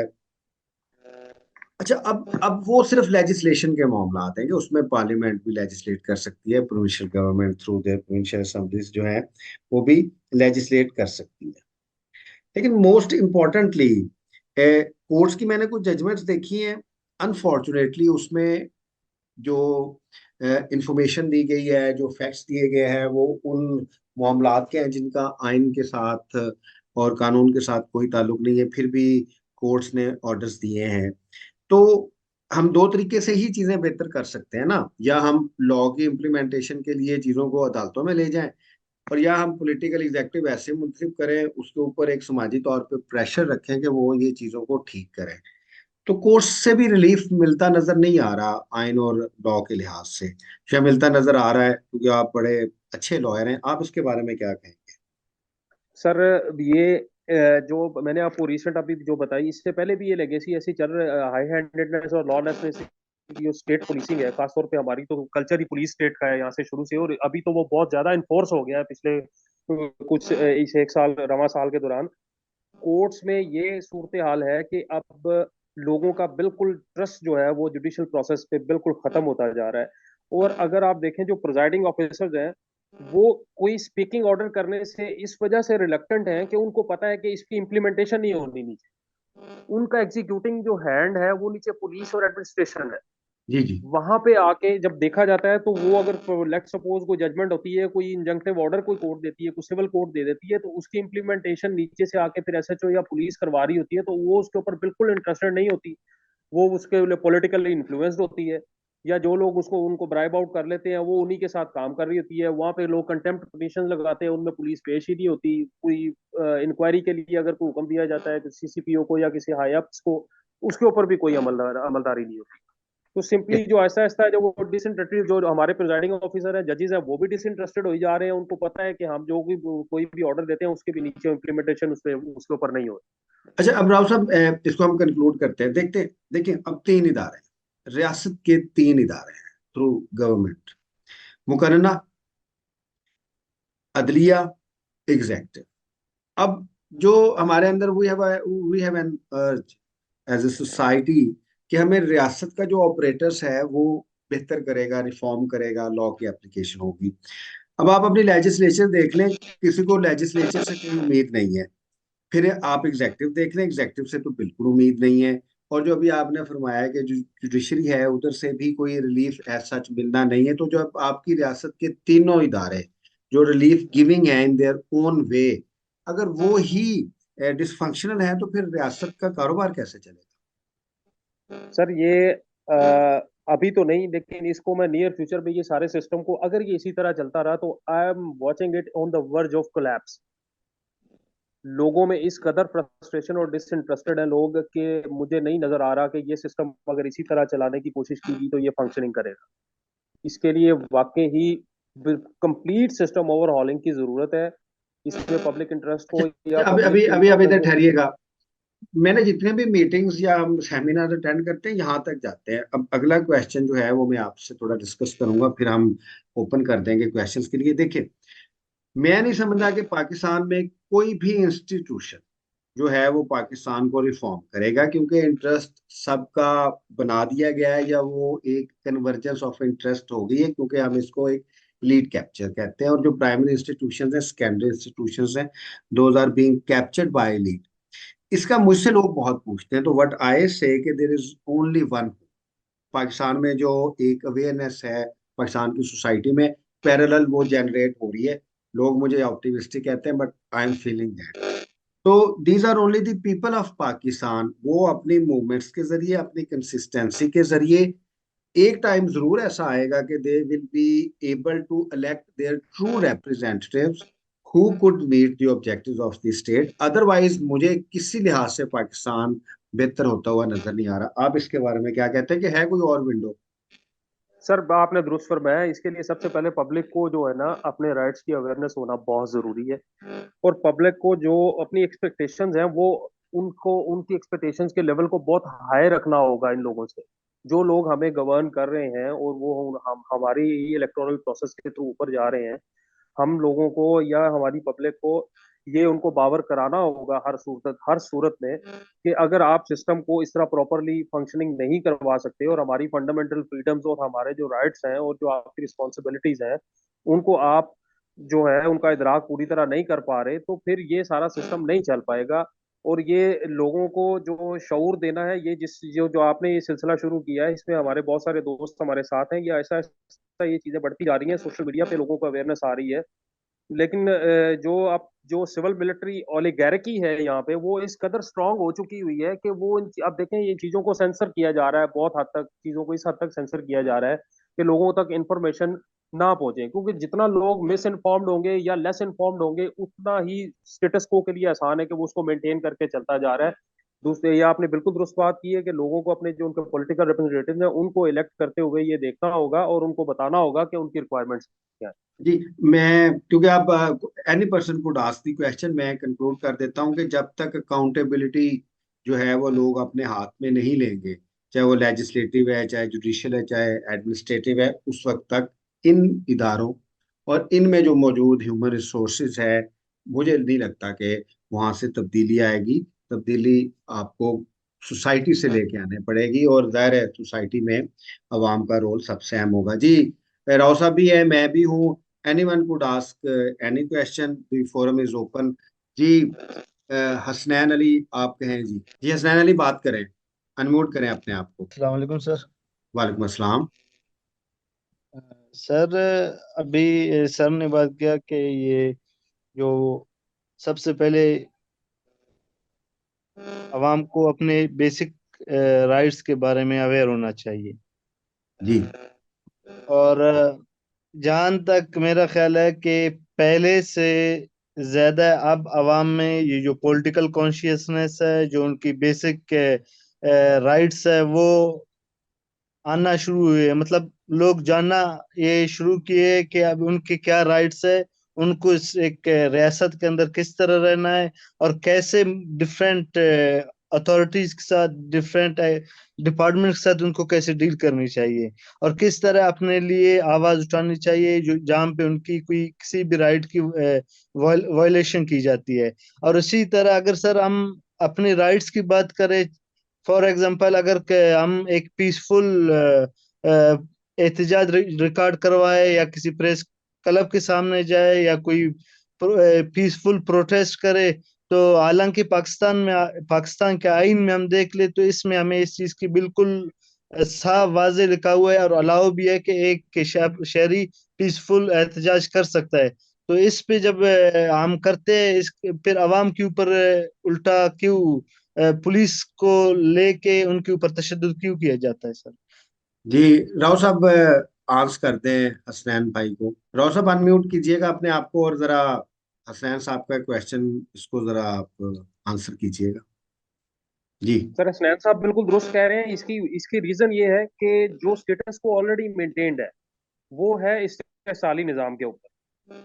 वो नहीं चाहता कि जो पर्क्स एंड प्रिविलेजेस और जो वो टोटल अथॉरिटेरियन या टोटलिटेरियन इख्तियार एंजॉय कर रहा है, वो किसी भी सूरत उस पर इंटरफेरेंस या मेडलिंग पब्लिक की तरफ से उस पर वो बर्दाश्त नहीं करता। तो उसके लिए जो है ये पब्लिक में अवेयरनेस उन्होंने कहा बढ़ गया है। ये पब्लिक अवेयरनेस जूं जूं बढ़ती जाएगी और जूं जूं ये लोगों की तादाद बढ़ती जाएगी, लोग इस पे अवेयरनेस पे काम करेंगे और अपने राइट को इन्फर करवाने के लिए, इन्फोर्स करवाने के लिए मुख्तलिफ डिफरेंट जो लीगल प्रोसेस हैं उनको भी अडॉप्ट करें, अपने प्रोटेस्ट को भी अडॉप्ट करें। जिस तरीके से भी वो स्टेट को अपना ये मैसेज पहुंचा सकते हैं उनको ये पहुंचाना चाहिए। और जो पुलिस की इंटरफेरेंस है ये एक हमारा क्रॉनिक इशू है।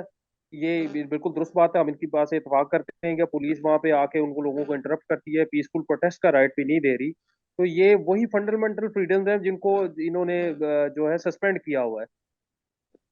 चले, अब हसनैन आप अनम्यूट करें अपने आप को और पूछें क्वेश्चन, राव साहब आपका आंसर करेंगे। I will talk specifically about police. Police के बारे में मेरा ये ख्याल है कि इसका अगर थोड़ा सा सिविल स्ट्रक्चर जो है उसको रिफॉर्म करे शॉर्ट टर्म में। लॉन्ग टर्म में आपकी सारी बातें ठीक है कि इसके कॉन्स्टिट्यूशनली वगैरह वगैरह जो सारी बातें हैं, लेकिन शॉर्ट टर्म में अगर हम पुलिस को रिफॉर्म कर सकते हैं, वो उसका जो है अगर सिविल सर्विस स्ट्रक्चर जो है उसको रिफॉर्म करे। फॉर एग्जाम्पल मैं आपको सिर्फ एक एग्जाम्पल देता हूँ। I am from KP. KP में जो पीएसटी है, प्राइमरी स्कूल टीचर्स जो थे वो 7 स्केल में उसके रिक्रूटमेंट होती थी और फिर आहिस्ता आहिस्ता वो आगे जो है उसकी प्रमोशन हो जाती थी। अभी क्या होता है, अभी जो है उन्होंने रिवाइज किए स्केल्स 12 या अभी 14 में बात हो रही है कि 14 में जो प्राइमरी स्कूल टीचर है वो रिक्रूट होगा। तो इससे क्या होता है, उससे ये हो गया कि अच्छे लोग आ गए, मास्टर एमफिल के लोग आ गए, जो कॉन्शियबल लोग हैं वो आ गए, और साथ में मोराल भी इसका बेहतर हो गया। इसी तरह अगर पुलिस का, अगर हम इसका सर्विस स्ट्रक्चर जो है, इसके जो ग्रेड है डायरेक्ट हम 11 पे लेके जाएं, 12 पे लेके जाएं, जिस तरह की पीएसटी स्कूल टीचर्स के हो गए, वहां पे इसकी रिक्रूटमेंट शुरू करें, तो फिर इसका मोराल भी थोड़ा सा बेहतर होगा। सैलरी वाइज ठीक है, फॉर एग्जांपल केपी में अगर एक पीएसटी टीचर जो है वो अगर उसकी सैलरी है, कुछ स्टार्ट तनख्वाह है कुछ 33-35 हजार, और एक पुलिस जो है जो 7 स्टेबल में कांस्टेबल है उसकी सैलरी है 45 हजार तक, कुछ 40-45 के दरमियान है। तो सैलरी भी हाँ फर्दर भी बढ़ानी चाहिए पुलिस की, इसलिए कि इसके रिस्क अलाउंस और डिफरेंट अलाउंस होते हैं, उसको बढ़ाना चाहिए। तो इसी तरह जो ये ग्रेड जो है या सर्विस स्ट्रक्चर है, इसको अगर शॉर्ट टर्म में, इसके लिए कोई ज्यादा कॉन्स्टिट्यूशनल बिल्कुल वो भी ऐसा जरूरी मैं आपको आंसर कर देता हूँ। वो शुरू में जब मैंने कैडर मैनेजमेंट, अगर आप मेरा सिविल सर्विसेज फॉर्म का पेपर देखें उसमें हमने कैडर मैनेजमेंट की बात की कि हम तो चाहते हैं कि बहुत आसानी से है, ये कोई बहुत मुश्किल नहीं है कि यूनिफॉर्म कैडर हो, उसमें कैटेगराइज कर दें, अच्छी सैलरीज दें, अच्छे रिसोर्सेज दें और अच्छी परफॉर्मेंस इवैल्यूएशन कराएं। ये देखिए, जब आप करियर किसी में भी करियर में इसलिए जाते हैं कि आप उसकी जो फाइनेंशियल आउटलुक है वो देखते हैं। अगर आपने खिदमत खलक के लिए काम करना हो तो फिर डेफिनेटली आप पब्लिक सेक्टर में दुनिया में कहीं भी नहीं जाते हैं।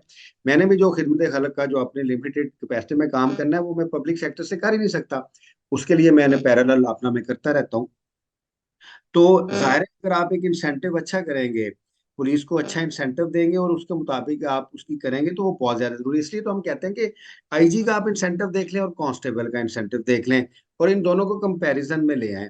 अब ऐसे स्ट्रक्चर्स नहीं चल सकते, आपने एक स्ट्रक्चर में जो है वो सर्टन जो है इक्विटेबल स्टैंडर्ड्स बनाने ताकि वो चले। जी बहराम, आप अनम्यूट करें और पूछें आपका क्या क्वेश्चन है। जी जी बहराम पूछे, अपने आप को अनम्यूट करें। जी अस्सलाम वालेकुम सर। जी जी वालेकुम अस्सलाम। जी बहराम। सर मेरी question is that although the police image is not very good, but sir कहीं ना कहीं पे हम इस बात पे खुद रिस्पॉन्सिबल हैं। लाइक जो फ्यूडलिस्टिक माइंडसेट है, लेट्स सपोज 90% जो एफआईआर होती हैं वो सारी बोगस होती हैं। अगर कोई police officer abuse of power करता है तो उसके पीछे भी कहीं ना कहीं पे जो है आपका वो ये पॉलिटिकल बैकिंग होती है।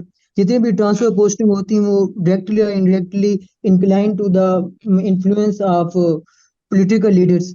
तो सर पुलिस वालों को ना कोई लीगल बैकिंग होती है ना ठहरिएगा उनको। बहराम, आई गेट इट, ये बहुत क्वेश्चन होता है। तो जो पॉलिटिकल लीडर है उसको उसको कौन मुंतखब करता है? ना मैं और आप करते हैं, तो हम ना करें सर तो हमारा वोट कहाँ काउंट होता है? डेमोक्रेसी तो हमारे पास नाम की है। अच्छा, the thing is that this is the question. Rao sahab इसके ऊपर आप बताइएगा, क्योंकि वो कहते हैं कि जी मैं वोट देता हूँ तो वोट तो मेरा काउंट ही नहीं होता, So, sir, क्योंकि my question is also that what legal backing do police officer have if he refuse to accept the order of his superior or some political leader. They have देखिए, nothing. दो चीजें हैं। अगर एक, देखिए मैं आपको एक छोटी सी बात करता हूँ। कल मैंने गाड़ी पार्क की, तो जो थे वार्डन, उन्होंने आके मुझे 2,000 जुर्माना किया। हालांकि उनको Yes, sir. पता चल गया कि मेरी गाड़ी है, मेरा उन्होंने कार्ड शार्ट भी देख लिया। मैंने उन्हें रेजिस्ट नहीं किया। मैंने उन्हें कहा कि हाँ, आपने सबसे ज्यादा स्लेब का जुर्माना मेरे ऊपर लगाया है, इसलिए कि मैंने इसको एजिटेट नहीं किया। फिर मैंने बल्कि उससे कहा अच्छा किया, मैंने कहा आपने बिल्कुल ठीक किया, मुझे जुर्माना होना चाहिए था, मेरी गलती है, क्योंकि वो ट्रैफिक रूल थी। अच्छा, मैंने उसके साथ जाहिर है, जब when I was talking to myself, तो मुझे लगा कि वो जो एक ट्रैफिक वार्डन है वो इतना पावरफुल है उस वक्त, yeah, क्योंकि he has having that power, कि अगर मैं उसके साथ लड़ूं भी सही तो मैं कुछ कर नहीं सकूंगा उसका। अब ये जो इस तरह की ब्रीचेस होती हैं, अगर अगर ट्रैफिक वार्डन अपनी जगह पे खड़ा हो जाए और उधर से प्राइम मिनिस्टर भी गुजरे गलती से और वो उसको चलान करे, तो कोई उसका कुछ नहीं कर सकता। You need to take stand. अभी भी yes, sir. इलेक्शन के प्रोसेसेस में, बाकी प्रोसेसेस में आपने देखा है, the officers who took stand, nothing happened to them.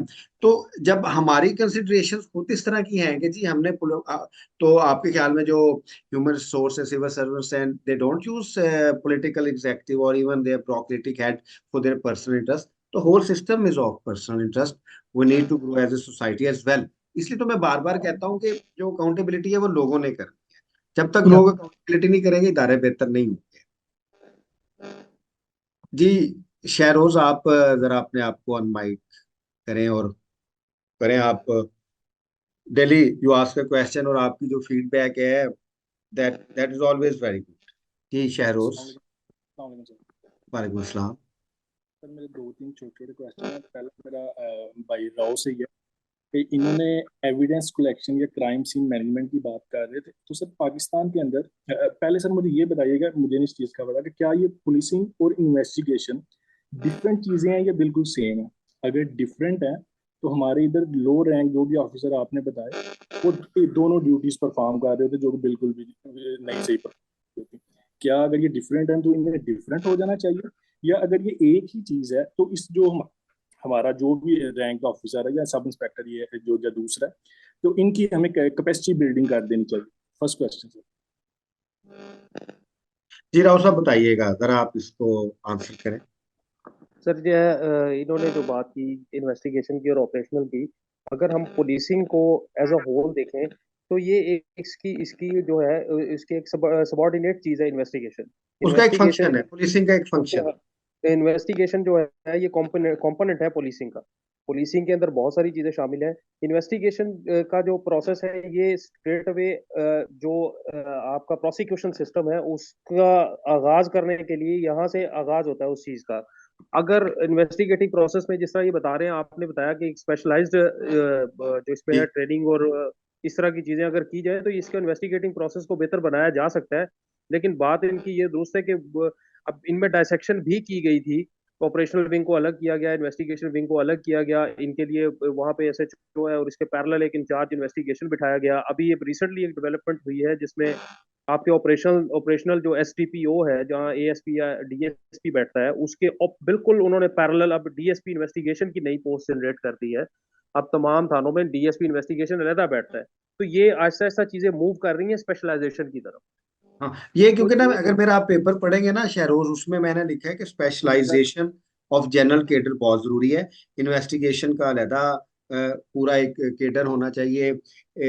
अगर आप फर्ज करें हेल्थ में चले जाएं, हेल्थ में भी आप देखेंगे कि जो डेंटिस्ट है अलहदा है, जो हड्डियों के डॉक्टर अलहदा हैं, दूसरे उनके केडर्स हैं और वो मिलते नहीं हैं आपस में। ऐसे पुलिस की स्पेशलाइजेशन है, ट्रैफिक का केडर अलहदा होना चाहिए, जो म्यूनिसिपल पुलिसिंग है उसका केडर अलहदा होना चाहिए। अगर ये स्पेशलाइजेशन ऑफ केडर्स होगी, बेशक आप उसको टॉप हिरार्की में शायद मिला लें, लेकिन एटलीस्ट जो ऑपरेशनल हद तक है, क्योंकि वो तो एक पूरा रीस्ट्रक्चर, मेरी तो एक थ्योरी है पूरी रीस्ट्रक्चर करने की। स्पेशलाइजेशन के बगैर आगे नहीं चल सकती। ये नहीं हो सकता कि एक पोस्टिंग आपकी इन्वेस्टिगेशन में आ गई, अगली ऑपरेशन में आ गई, उससे अगली स्पाइंग में आ गई और आप काम करते रहेंगे। जी जरूर। सेकंड क्वेश्चन मेरा कि जो पाकिस्तान के अंदर जो हर साल वर्ल्ड जस्टिस प्रोजेक्ट रूल और इंडेक्स की जो रिपोर्ट आती है उससे हमें तो आइडिया हो जाता है कि पाकिस्तान के अंदर पुलिसिंग की क्या सिचुएशन है दूसरे क्रिमिनल जस्टिस सिस्टम की तरह। सर जो बेसिक मकसद है वो सोसाइटी के अंदर पीस है जो पुलिस करती है, वन ऑफ द सर हमारी सोसाइटी के अंदर सेक्रेटेरियन केओस है और उसके बाद माइनॉरिटीज राइट जो हैं इनके थोड़े से प्रॉब्लम, थोड़े काफ़ी ज़्यादा प्रॉब्लम। अगर मैं अपने नेबर्स में देखता हूँ या मैं for example kingdom of Saudi Arabia की बात करता हूँ, तो उधर जो पुलिसिंग है उसे दो टाइप्स में डिवाइड किया, काइंड्स में डिवाइड किया जाता है। एक जर्नल होती है, एक थोड़ी रिलीजियस जिसे वो मुतावीन और वो मोरालिटी पुलिस कहते हैं ईरान के अंदर।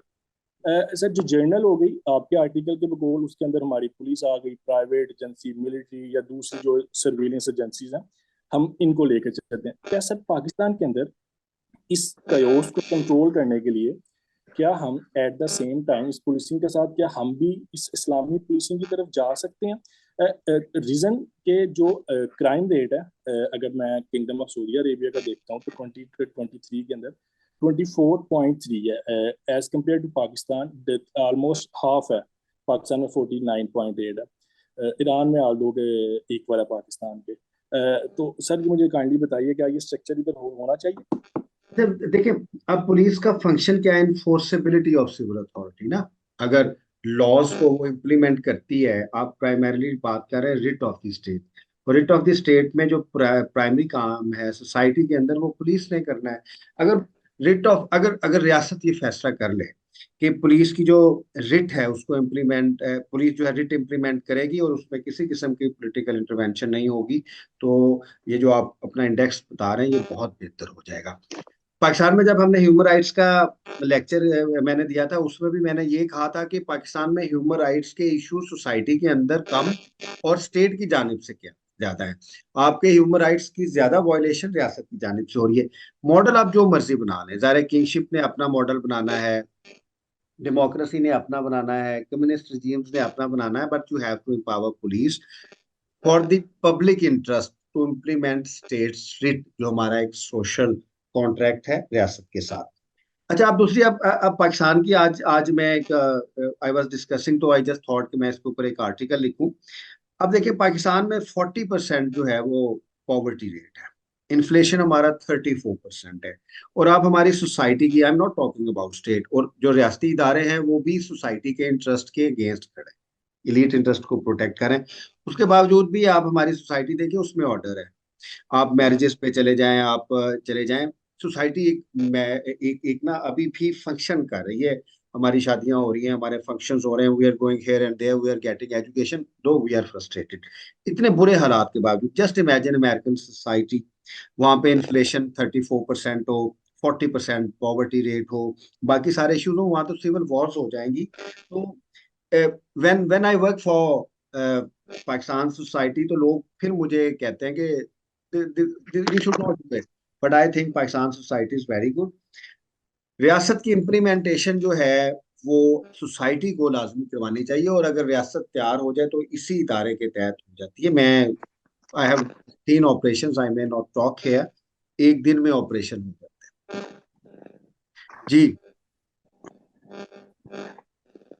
सर अगर शरोज जी जी, सर आपका क्वेश्चन है कोई और? मैं ना एक क्लैरिफिकेशन देना चाह रहा था कल वाले मेरे क्वेश्चन के लास्ट पार्ट पे, बट अगर इस लेक्चर के ऊपर कोई क्वेश्चन है तो आप काइंडली वो ले लें, मैं लास्ट पे दे दूंगा। जी जी, बताएं बताएं। अच्छा सर, वो क्लैरिफिकेशन ये थी कि जो मैंने क्वेश्चन किया था कल वाले लेक्चर पे, वो मेरा एजुकेशन सिस्टम पे बेस करता, लेकिन मेरे ख्याल से ब्रदर राव जो थे उन्होंने उस चीज़ को शायद लैंग्वेज की तरफ लिया, शायद मेरे ख्याल से लेंथ ज़्यादा होने की वजह से मेरी वेगनेस ज़्यादा थी। तो मैं उसमें थोड़ा सा क्लैरिटी लाना चाह रहा था कि जो कलोनियल माइंडसेट है, आई नेवर सपोर्ट या इंडोर्स इट। जो हमारा लिटरेचर है या हमारा एजुकेशन सिस्टम है, इवन उसे तो रीजनल लैंग्वेज की तरफ जाना चाहिए ताकि हम ज़्यादा से ज़्यादा अच्छा रोज रुकिएगा, मैं ना थोड़ा सा क्योंकि हमने आगे बढ़ाना है, मैं आई गॉट योर पॉइंट। देखिए, when we talk colonial, Pakistan में सारी सारी डेवलपमेंट ग्रोथ तो कॉलोनियल सिस्टम की है। Colonial is a particular angle that has positives negatives, but we are independent people. तो देखिए, कोई भी ऐसा सिस्टम जिसमें वी आर सब्जेक्ट्स, बेशक वो जितना मर्जी मुझे खुशहाल करे, मैं तो उसे एक्सेप्ट नहीं करूंगा। I will go for that independent system जिसमें जितने मर्जी इश्यूज हो, but as long as I have the independence I would go for that system. जी, राणा साहब आप कहिएगा। राणा नौशेर वहां। जी अस्सलाम वालेकुम सर। जी बात। सर आपने अभी जो है पब्लिक अकाउंटेबिलिटी की बात की, तो मेरा सिंपल सा क्वेश्चन ये है कि हमारे इधर चल ये रहा है कि अगर आप सवाल करते हैं तो आप उठा ले जाते हैं, चाहे आप जो है आम आवाम से लेके तो प्राइम मिनिस्टर तक। सर हम अकाउंटेबिलिटी करें कैसे, हम अपने राइट्स के लिए जो है आवाज उठाएं कैसे? This is the last question. देखिए, मैं राव साहब इसका जवाब देंगे डिटेल में। मैं पहले कह रहा हूँ कि पाकिस्तान में हम इवोल्यूशन की उस स्टेज पे आ गए हैं where there are two powers primarily. एक पावर जो है वो वायलेंस की, और दूसरी अवाम की ताकत की। I am talking about state violence. इनका आपस में इतना क्लैश कभी नहीं हुआ जितना हुआ है। Both both are the powers. जो स्टेट वायलेंस था उसके आगे कभी कोई खड़ा नहीं हुआ था अवाम, मेरे ख्याल में। व्हाट आई एम सेइंग के they are standing before that. तो जो अवाम की ताकत है वो हार नहीं सकती, आई नो। तो एक इर्तिका, एक इवोल्यूशन का प्रोसेस है, ये चलते रहेगा, शऊर चलता रहेगा। और ultimately it is people's power which will be able to protect their interest. जी राव साहब, इसके बारे में आप कुछ कहिएगा।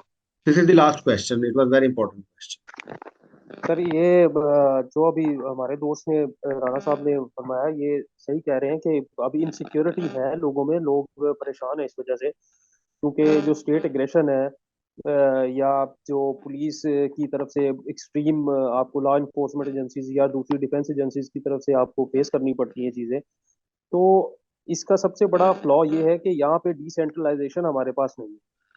अगर आप इसको ले जाएं यूएस सोसाइटी में ले जाएं, वेस्टर्न वर्ल्ड में ले जाएं, तो वहाँ पे आप देखें इसको डिसेंट्रलाइजेशन जो की गई है, वहाँ पे डिसेंट्रलाइजेशन से नीचे पब्लिक लेवल पे एम्पावरमेंट बढ़ती है। तो हम हमारा यहाँ पे जो है वो सेंट्रलाइज्ड कमांड सिस्टम है, उसी को यहाँ पे जो कंसंट्रेशन ऑफ पावर है वो मखसूस जगह पे उन्होंने उसको रखा हुआ है। नीचे उसको डेलीगेट करने के लिए किसी सूरत भी तैयार नहीं है। और अब जो है ये एक जो रेड लाइन है उसके ऊपर जो पब्लिक की अवेयरनेस है और लोगों की रेजिस्टेंस है, जो अपने सिविल राइट्स के लिए लोग फाइट कर रहे हैं और वो बोल रहे हैं, सजाएं काट रहे हैं, मिलिट्री कोर्ट्स में ट्रायल फेस कर रहे हैं। तो ये एक ग्रेजुअल प्रोसेस है और ये एक एवोल्यूशन है। ये इंशाल्लाह बढ़ता जाएगा, चलता जाएगा, लोग फेस करेंगे, इसके लिए हमें सेक्रीफाइसेस देना होंगी, जो लोग दे भी रहे हैं। इनसिक्योरिटीज भी फेस करना पड़ेंगी, ये इन्फ्लेशन है और दूसरी चीजें हैं, ये सारी चीजें ये स्क्वीज किया जा रहा है हम लोगों को स्टेट की तरफ से, क्योंकि ताकि वो अपने स्टेटस को मेंटेन रख सकें। तो इसके लिए हमें जो सबसे बड़ी चीजें यही है कि हमें इस पे फर्म रहना है और हमें अपनी जो राइट्स और जो हमारे प्रिविलेजेस हैं बतौर पब्लिक, देखें हम जो है वो सेंट्रल एक्सेस है इस सारे सिस्टम का। जो पब्लिक है या उसका इंडिविजुअल है, उसी के लिए ये सिस्टम डिजाइन हुआ है, उसको सर्व करने के लिए। लोगों में जब ये अवेयरनेस बढ़ती जाएगी तो अल्टीमेटली जो सिस्टम है इसको सबड्यू होना पड़ेगा। वो आज हो जाए, वो आज से 10 साल बाद हो जाए, ये होना है इंशाल्लाह। एग्जैक्टली। और आखिर में I am going to end our today's session. उसमें एक मैं बात कहूंगा, ये इंटरेक्टिव सेशन बहुत ज्यादा जरूरी है। आई विल रिक्वेस्ट कि आप अपने जो दूसरे लोग हैं, दोस्त हैं, उनको भी कहें दे शुड ज्वाइन अस। जब आप बहस करते हैं तो उसमें कंक्लूजन नहीं होती, सिर्फ इंक्लूजन होती है। मैं अपना पॉइंट ऑफ व्यू इंक्लूड कर सकता हूँ, राव साहब अपना पॉइंट ऑफ व्यू इंक्लूड करेंगे, और आप हमसे ज्यादा डायनामिक हैं, you are a next generation, आप अपना पॉइंट ऑफ व्यू इंक्लूड करेंगे। और जब सारे पॉइंट ऑफ व्यूज इंक्लूड होते हैं तो फिर हम उसको कंक्लूजन की तरफ लेके जा सकते हैं। चीजें फिर भी कंक्लूड नहीं होती। सोशल साइंसेस की यही सबसे खूबसूरत चीज है कि हमारी जो बहस है वो जारी रहनी चाहिए। बड़ा अच्छा। आज आज आई आल्सो लाइक कि आपकी अच्छी पार्टिसिपेशन आई। ये एक हमारा फोरम है, तो you be asking people to join us. हम आपसे सीखेंगे, आप हमसे कुछ सीखें शायद। तो it is a joint effort, let's talk. और जब हम टॉक करते हैं तो हम we talk about different perspectives, क्योंकि I am a product of my own environment, you are product of your own environment. कुछ जगह मैंने देखी है नेशनली इंटरनेशनली, आपने देखी है। तो जब हमारे डिफरेंट एक्सपीरियंसेस मिलेंगे and when we will share those experiences, तो फिर हम कह सकेंगे कि नहीं, इस तरीके से जाना है। इस एक्टिविटी का मुझे नहीं पता था कुछ फायदा हो या ना फायदा हो, क्योंकि ये रिकॉर्ड भी हो जाती है। और एटलीस्ट अगर हमने अपना एक सोसाइटी में रोल तो कंट्रीब्यूट करना है ना, इंशाल्लाह। कल मिलेंगे। राव साहब, आपकी कल हमें बड़ी ज़रूरत होगी, आपने कल लेक्चर देना है, हम उसके बारे में बात करेंगे। मेरी रिसर्च भी है जुडिशल रिफॉर्म्स के ऊपर। तो कल हम we will specifically talk about judicial. तो I would hope you will join us, and also invite your friends on our behalf. This is yours, institution in public policy. So we will meet tomorrow, inshallah. Thank you very much. Allah Hafiz. Thank you.